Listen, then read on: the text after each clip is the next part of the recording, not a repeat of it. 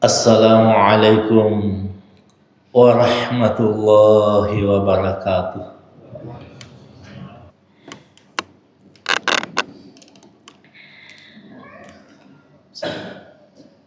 Innal hamdalillah nahmaduhu wa nasta'inuhu wa nastaghfiruh wa natubu ilaih wa na'udzu billahi min syururi anfusina wa min sayyiati a'malina.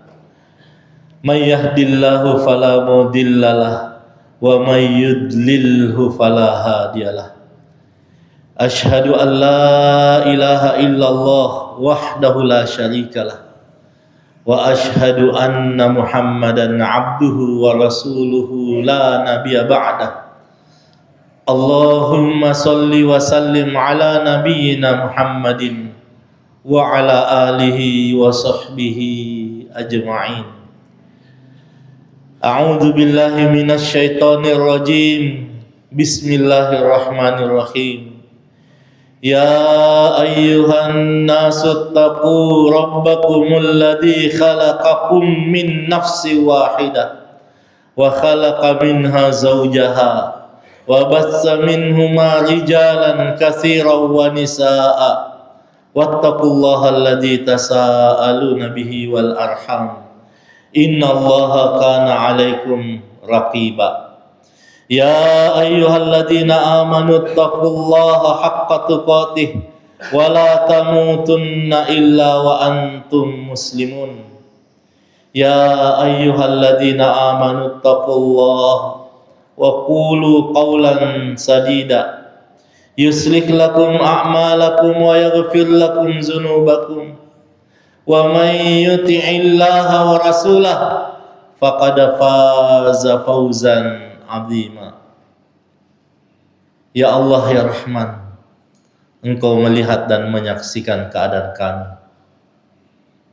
Tidak ada yang luput darimu. Apapun yang kami lakukan Engkau pasti lihat. Apapun yang kami kerjakan Engkau pasti ketahui. Dan apapun niat yang terbesit di dada kami Engkau pasti mengetahuinya dengan pasti. Kami memohon kepadamu ya Allah, arahkanlah agar setiap ucapan, setiap amalan, dan setiap niat senantiasa terarah hanya untuk mendapatkan ridho, rahmat, dan maghfirah-Mu semata. Ampuni dan rahmati kami semua ya Allah. Ampuni dan rahmati kedua orang tua kami, baik yang masih hidup maupun yang telah mendahului kami, dan masukkanlah kami ke dalam syurga-Mu yang paling tinggi, dan masukkanlah ya Allah ke dalam rencana-Mu harapan-harapan kami yang Engkau ridhoi, baik tentang dunia maupun tentang akhirat. Amin ya rabbal alamin. Kaum muslimin dan muslimah jamaah Jumat yang dimuliakan Allah Subhanahu wa taala. Tanpa kita sadari, ternyata Al-Qur'an banyak berbicara langsung kepada kita. Walaupun nama kita tidak disebut langsung oleh Allah Subhanahu wa taala, namun kalau kita renungkan, kita tadabburi, kita baca baik-baik, ternyata salah satu kemukjizatan terbesar Al-Qur'an adalah dia berbicara langsung kepada yang membacanya. Seperti contohnya ayat di surah Al-Baqarah, Allah berfirman, la yukallifullahu nafsan illa wus'aha, bahwa Allah Subhanahu wa taala tidak pernah memberi beban kepada manusia kecuali beban itu pasti dipikul. Tentu kita semua ada masalah, ada beban, di pundak kita, dan beban itu terkadang terasa berat sekali. Namun ketika kita membaca Al-Quran dan pas di ayat ini, ayat itu akan berbicara kepada kita, la yukallifullahu nafsan illa wus'aha. Sama sekali Allah tidak pernah memberi beban kepada manusia kecuali beban itu pasti bisa dipikul. Ayat ini ketika kita baca, itu akan membuat ketegaran dan kesabaran, sehingga kita akan berbaik sangka kepada Allah Subhanahu wa taala bahwa beban yang ada sekarang itu bisa dipikul. Yang dibutuhkan sekarang adalah kesabaran dan berbaik sangka kepada Allah. Semua ada hikmahnya. Dan ketika kita meyakini seyakin-yakinnya ayat ini, bahwa Allah tidak pernah memberi beban kecuali beban itu bisa dipikul, maka kita akan bisa melewati setiap rentangan dengan baik, karena akan muncul baik sangka.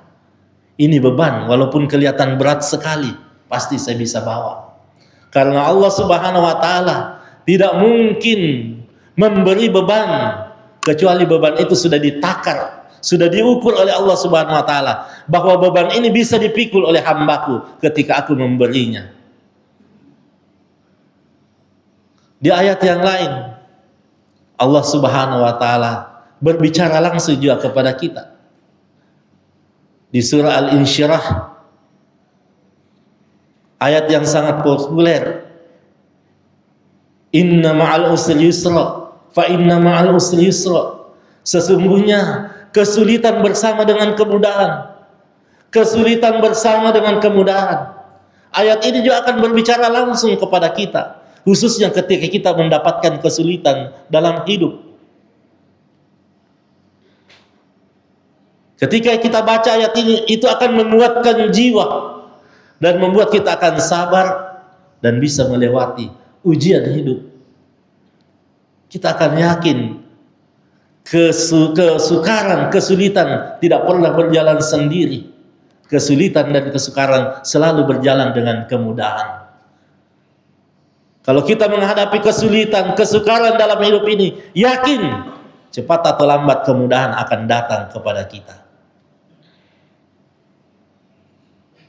Kaum muslimin dan muslimah jamaah Jumat yang dimuliakan Allah Subhanahu wa taala, meyakini Al-Qur'an akan membuat kita tabah, akan membuat kita sabar dalam hidup ini.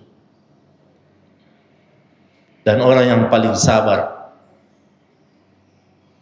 dalam hidup ini, kita sudah sama mengetahui, yaitu Nabi Ayub. Apa itu kesabaran? Ternyata kesabaran adalah di semua kondisi, bahkan yang paling sulit, yang paling susah pun, kita harus bisa mengucapkan kalimat alhamdulillah dan subhanallah. Itulah yang harus kita ulang-ulangi. Subhanallah walhamdulillah. Maha suci Allah, segala puji bagi Allah. Dan Nabi Ayub alaihissalam adalah orang yang paling sabar. Siang dan malam dia ucapkan seperti ini. Sehingga datang syaitan berkata kepada Allah, hambamu Ayub masih bisa memuji, masih bisa bertasbih kepadamu, karena memang dia memiliki 3. Pertama, harta yang banyak. Kedua, keluarga yang banyak. Dan ketiga, kesehatan yang bagus, kesehatan yang prima. Lalu Allah Subhanahu wa taala mengambil semua hartanya. Harta Nabi Ayub diambil oleh Allah Subhanahu wa taala. Nabi Ayub alaihissalam tetap bertasbih, tetap memuji Allah Subhanahu wa taala. Subhanallah walhamdulillah. Siang dan malam. Berkata malaikat, keluarganya masih banyak. Diambil lagi semua keluarga, semua harta dan semua keluarga diambil oleh Allah Subhanahu wa taala. Tetap Nabi Ayub alaihissalam bertasbih, subhanallah walhamdulillah. Lalu setan berkata lagi kepada Allah, Ayub masih bisa memujimu karena dia sekarang masih sehatnya prima. Harta sudah diambil, keluarga sudah diambil, lalu Allah pun mengambil kesehatan. Nabi Ayub alaihissalam, saya lihat 3 sudah keadaan bagi seorang insan, salah satu saja dan 3 ini orang sudah biasa kolaps. Nabi Ayub alaihissalam 3-tiganya diambil, keluarga, harta dan kesehatan. Nabi Ayub tetap memuji Allah Subhanahu wa taala. Subhanallah walhamdulillah. Subhanallah walhamdulillah. Istrinya yang sisa seorang yang mendampinginya berkata kepadanya, "Wahai Nabi Ayub, wahai suamiku, engkau dekat dengan Allah. Kalau engkau meminta kepada Allah, Allah akan sembuhkan kepadamu." Apa dijawab oleh Nabi Ayub? "Saya masih malu minta kesembuhan kepada Allah. Karena setelah saya timbang-timbang, masa sehat saya masih lebih lama daripada masa sakit." Subhanallah walhamdulillah. Kapan Nabi Ayub alaihissalam meminta kesembuhan dari Allah Subhanahu wa taala? Ketika ulat-ulat sudah hampir sampai di lisannya dan ulat-ulat sudah hampir juga mengelilingi hatinya. Sekujur tubuh Nabi Ayub sudah berulat. Karena lisan sudah hampir terganggu, hati sudah hampir terganggu, tempat berzikir dan mengingat Allah Subhanahu wa taala. Baru Nabi Ayub alaihissalam berdoa kepada Allah, "Rabbi anni massanya dur." Setelah lebih 10 tahun sakit yang parah, bahkan dicatat dalam sejarah sakit yang dialami oleh Nabi Ayub tidak ada lagi lebih tinggi sakitnya yang dialami oleh manusia. Bayangkan satu tubuh saja yang berulat kita biasa sudah merasa akan parah, bagaimana kalau sudah semua anggota, sisa lisan dan hati. Karena Nabi Ayub khawatir kalau lisannya terganggu, hatinya terganggu, tidak bisa bertasbih dan tidak bisa bertahmid kepada Allah Subhanahu wa taala. Dia minta kesembuhan. Rabbi anni massanya dur wa anta arhamur rahimin. Wahai Tuhanku, aku ditimpa kesulitan yang sangat besar. Maksudnya penyakit, sembuhkanlah ke aku. Lalu Allah Subhanahu wa taala menyembuhkan. Dan inilah yang namanya kesabaran. Kesabaran ini adalah seorang hamba mampu di tengah gelombang ujian mampu mengucapkan subhanallah walhamdulillah. Sekarang kita di mana bisa lihat keadaan seperti itu? Di Gaza. Gencatan senjata itu cuma omong kosong karena ternyata mereka masih dibom. Mereka masih dibunuhi. Ada isu gencatan senjata supaya kita berhenti bicara. Tapi kalau mau lihat potret kesabaran, ada pada mereka. Bayangkan, kita tahu semua informasi ini. Seorang berdiri di atas puing reruntuhan rumahnya. Bapak ibunya meninggal. Istri dan anak-anaknya semua meninggal. Bibinya yang tinggal bersamanya juga meninggal. Dia tidak meninggal karena malam itu dia tidak bermalam di rumahnya. Rumahnya hancur, rata dengan tanah. Namun penuh senyum dia berdiri di atas reruntuhan. Alhamdulillah ala kulli hal. Segala puji bagi Allah di semua keadaan. Sambil tersenyum dia ucapkan itu. Itulah kesabaran. Kaum muslimin dan muslimah, jamaah Jumat yang dimuliakan Allah Subhanahu wa taala. Sebentar lagi kita akan sampai pada bulan kesabaran. Bulan yang sangat dirindukan oleh Rasulullah sallallahu alaihi wasallam. Bulan yang sangat dirindukan oleh yang sangat dekat dengan Allah. Bulan yang sangat dirindukan bagi pecandu-pecandu kebaikan, yaitu bulan Ramadan, bulan kesabaran. Begitu sabarnya Rasulullah sallallahu alaihi wasallam di dalam berRamadan. Rasulullah sallallahu alaihi wasallam adalah orang yang sangat dermawan. Namun kalau mau lihat kedermawanan Rasulullah yang melebihi angin, lihat di bulan Ramadan.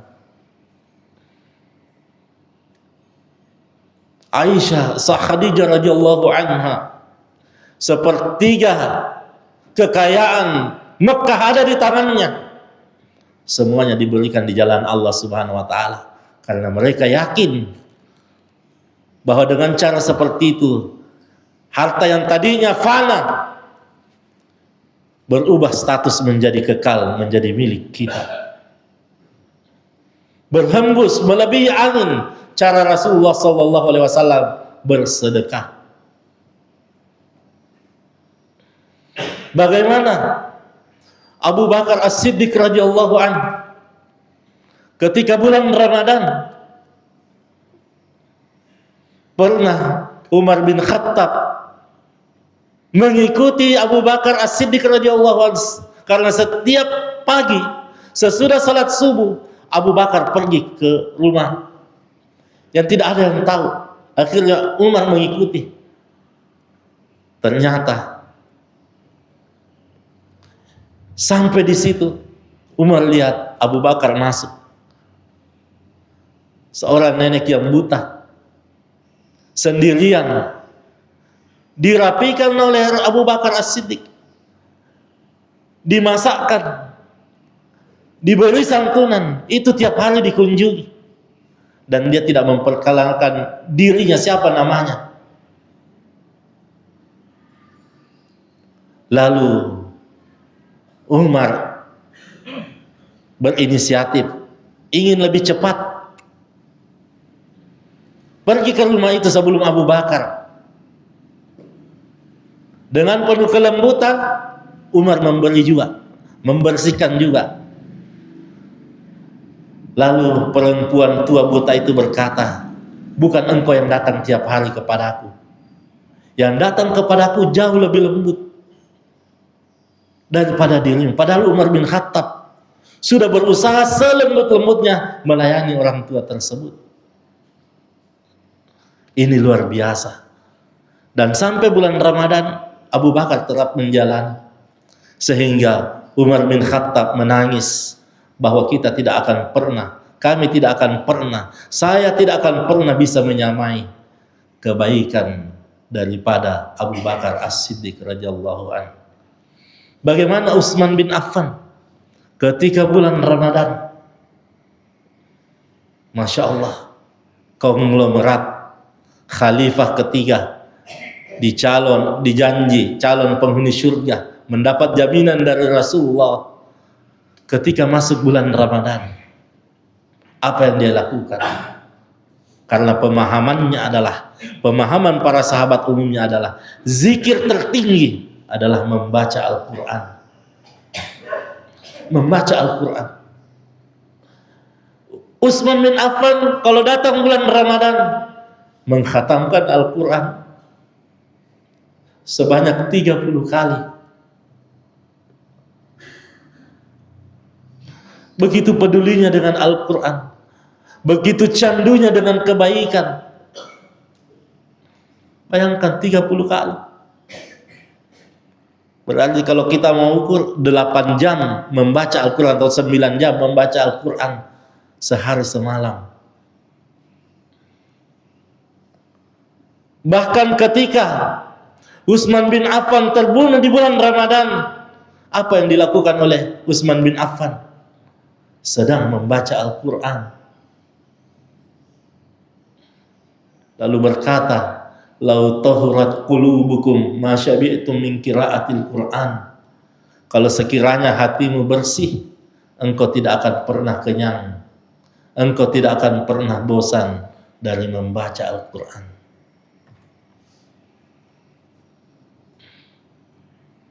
Inilah yang perlu kita persiapkan. Karena Ramadan itu adalah bulan yang sangat istimewa. Bulan yang sangat dinanti-nantikan oleh Rasulullah sallallahu alaihi wasallam. Bulan yang sangat dirindukan oleh Rasulullah sallallahu alaihi wasallam. Kita harus mempersiapkan jiwa. Mulai dari saat ini bersihkan jiwa. Minta terus kepada Allah Subhanahu wa taala agar diri kita bisa disampaikan, umur kita bisa disampaikan di bulan Ramadan. Agar kita bisa mendapatkan kesabaran. Agar kita sanggup hidup di dunia ini bagaimanapun kondisi kita tetap mengucapkan subhanallah walhamdulillah. Tanpa kita sadari ucapan ini dalam sehari semalam bagi yang rutin berzikir sesudah sholat wajib 33 kali 5 berarti subhanallah walhamdulillah kita baca 165 kali sehari semalam. Namun seringkali kalimat yang mulia ini keluar dari bibir kita tanpa dirasa oleh jiwa. Padahal semestinya ketika mengucapkan subhanallah walhamdulillah hati juga terasa.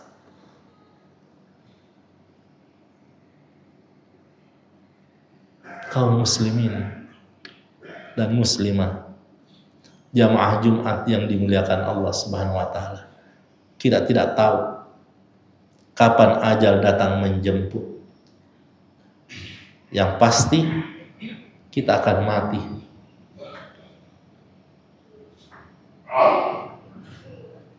Tidak ada yang boleh merasa masih jauh kematian. Kematian itu dekat karena Allah katakan sesuatu yang pasti itu dekat. Hari kiamat saja Allah katakan dekat. Padahal Allah katakan ini sudah 14 abad yang lalu. Tetap Allah mengatakan dekat. Apatah lagi umur kita yang memang kalau kita berpatokan dari Nabi 63.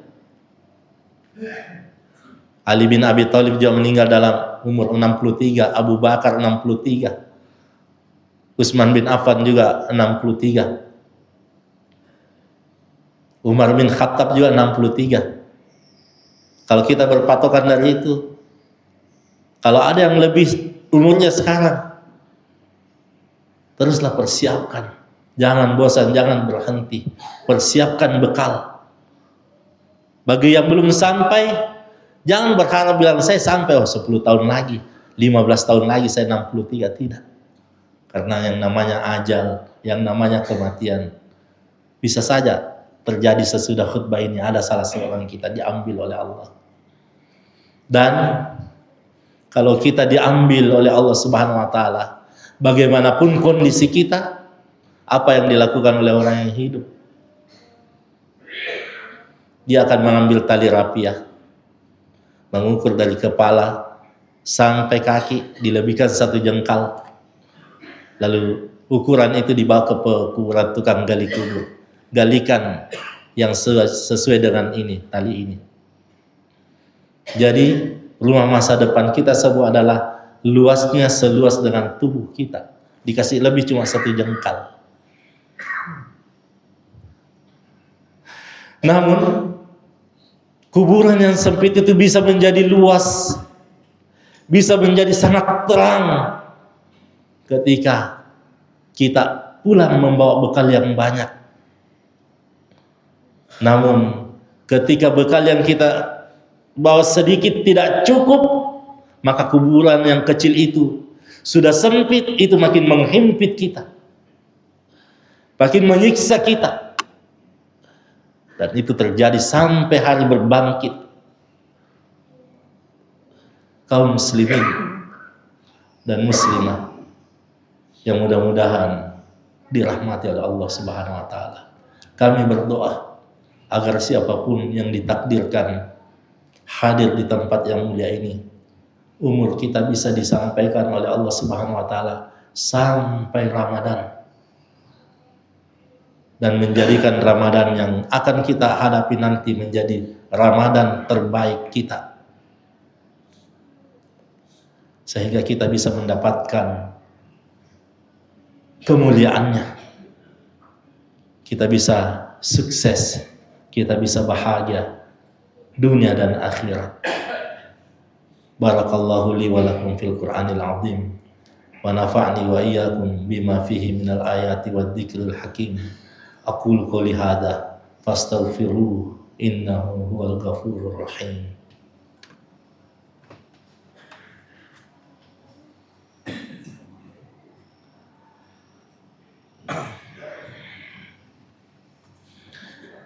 Alhamdulillah.